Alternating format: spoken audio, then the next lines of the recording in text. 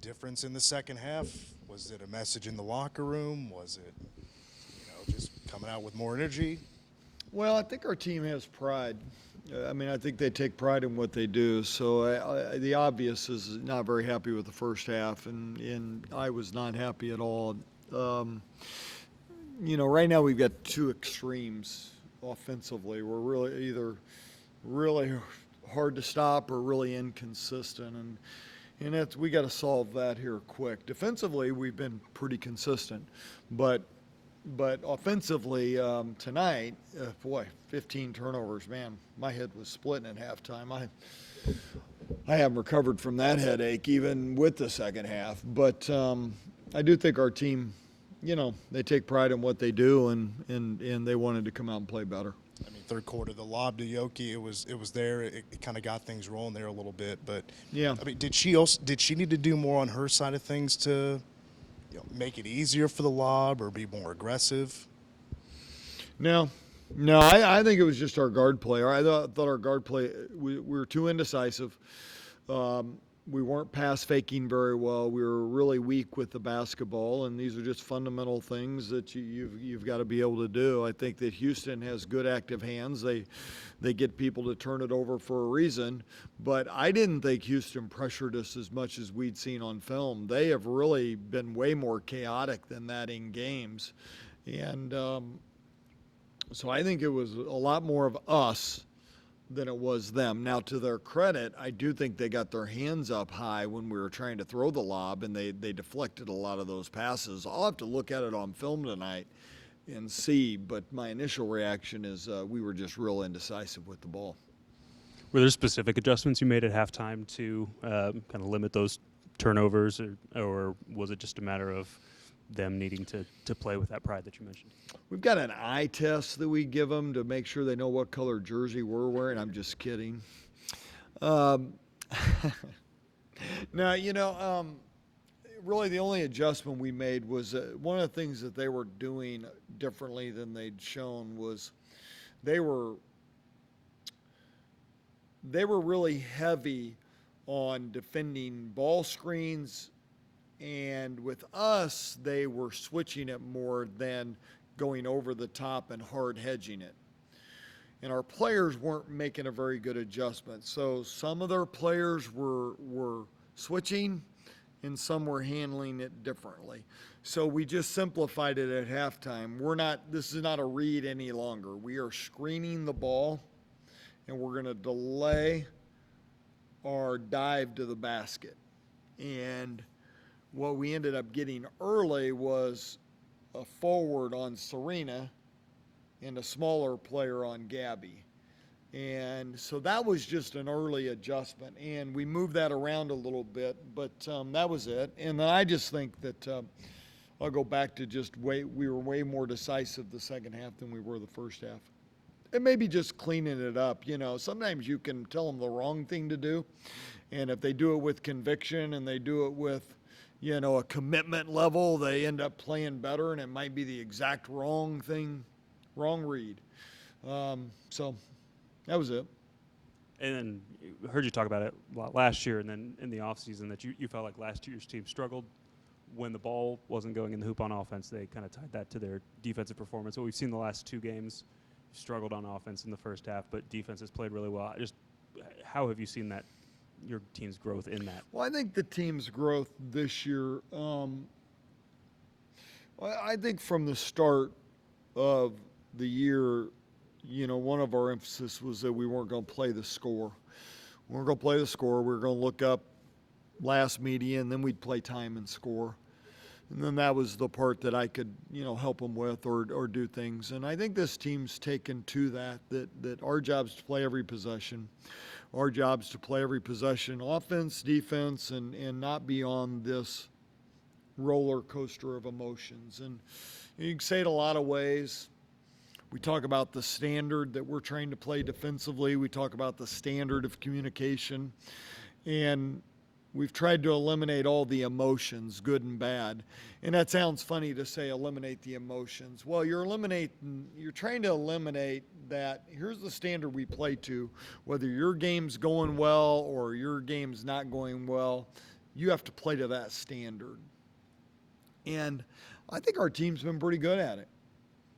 Yeah, I laugh on film because you watch a game, and if you're just watching as a fan, I never get to watch a game as a fan, a basketball game.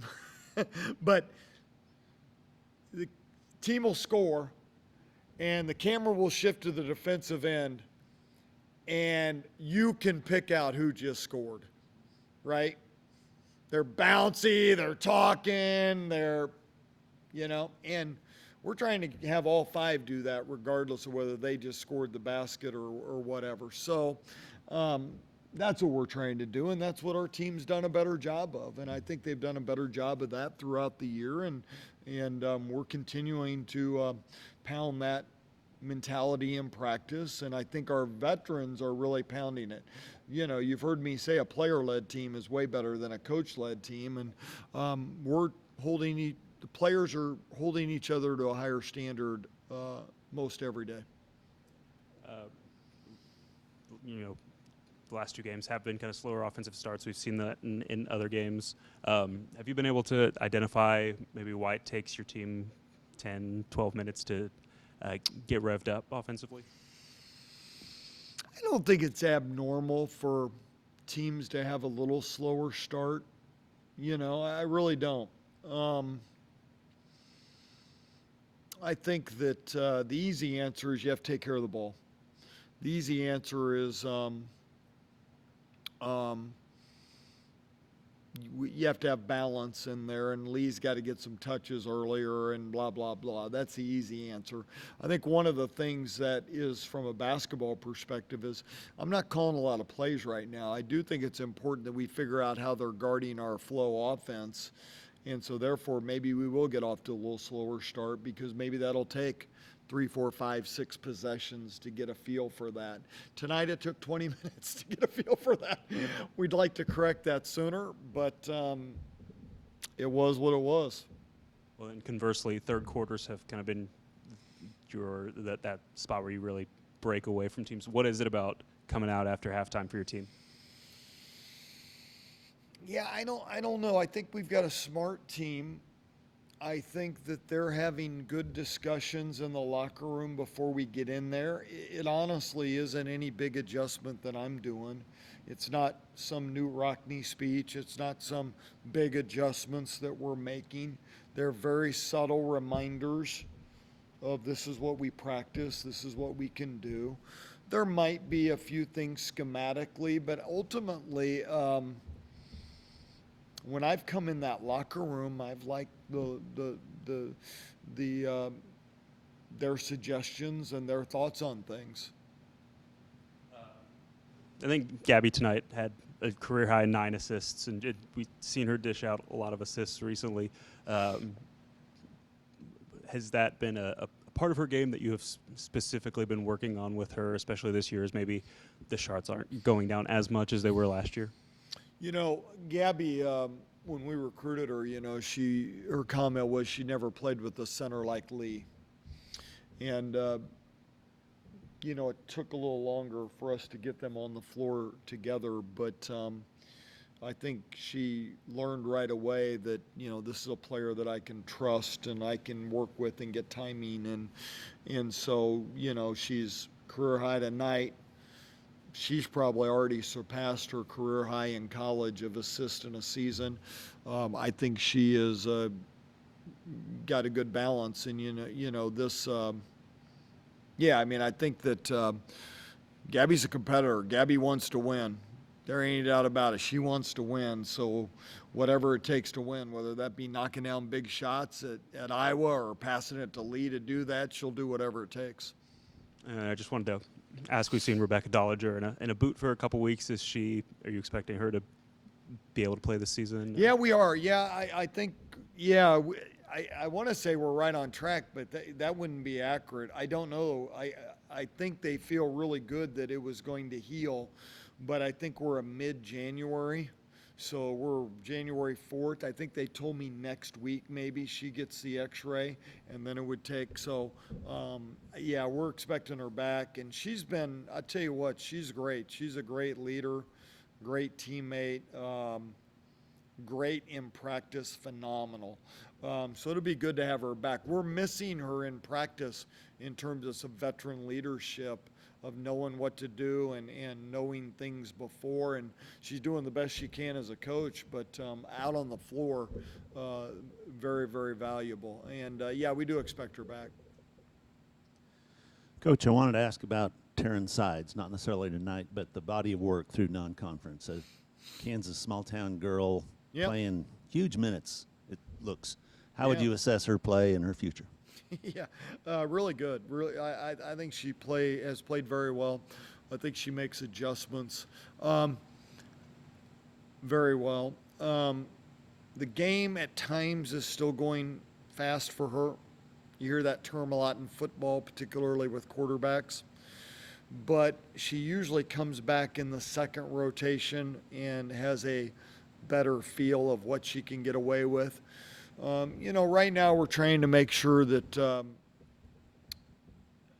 in preparing her for what she's going to face, heavy ball pressure, active hands, more size on her, the bounce pass, the pocket pass has got to be a focus of hers. And I thought she made some really good passes tonight.